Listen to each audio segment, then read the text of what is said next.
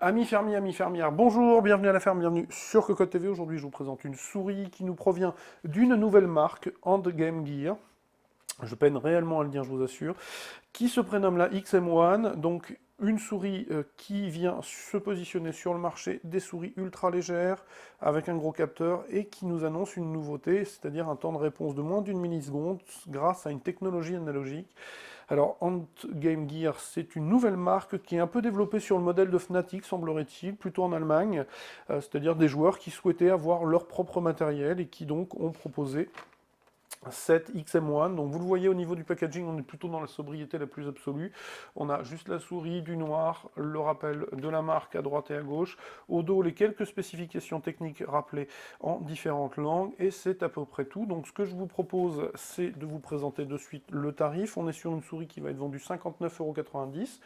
Une souris qui, vous le voyez assez rapidement au niveau de la coque, va être très consensuelle. Ça va être une souris ambidex, mais avec des boutons uniquement sur la gauche, me semble-t-il. Donc ce que je vous propose maintenant, c'est de passer au bundle.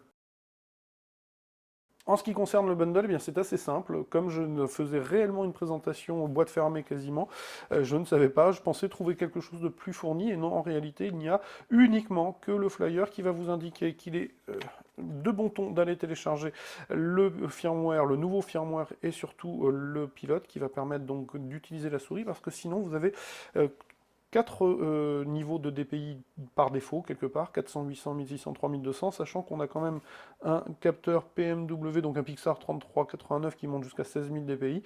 Il va vous en manquer un tout petit peu. Donc voilà, c'est à peu près tout.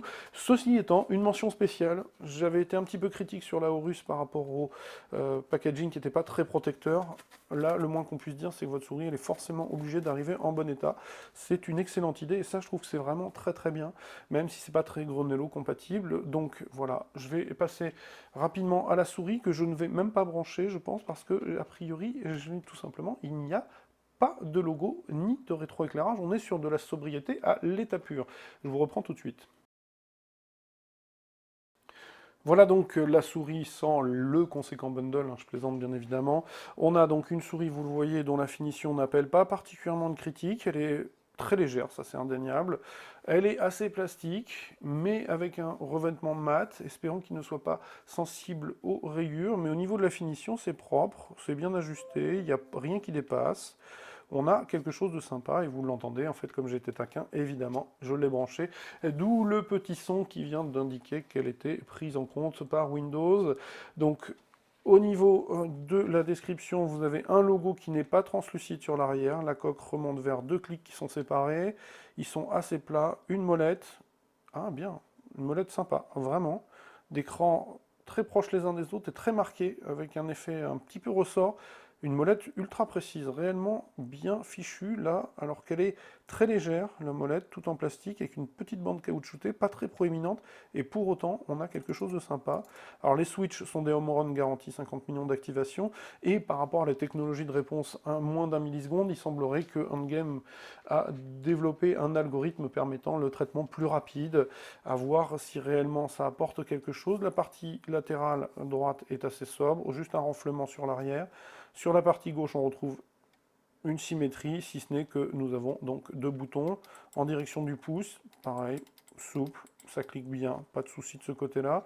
Le câble est un simple câble caoutchouté, en dessous on retrouve quatre patins blancs, avec un bouton qui va permettre de gérer directement le profil, me semble-t-il. Et alors, je suis en train de regarder parce qu'a priori j'ai un petite explication en dessous qui me dit que lorsqu'il n'y en a qu'un qui est allumé, j'ai 250, c'est ça, il faut rester appuyé. Et là, je vais passer à 1000 et un appui le court permet de passer les profils et donc de jouer avec les quatre résolutions de DPI par défaut. Pour le reste, il faudra aller télécharger le pilote qui sera à disposition. Donc au niveau de la prise en main, bah, très honnêtement, on est plutôt pas mal. C'est assez facile. Elle est peut-être un petit peu courte pour du palm grip, pour un palm grip, oui, j'étais en train de me dire que je disais une bêtise, mais non. On est plutôt pas mal en claw et en finger, ça c'est sûr. Elle est, comme vous le constatez, assez basse. C'est peut-être là ce qui va pêcher un peu pour le palm, mais en tout cas, en finger, en claw, on est vraiment pas mal.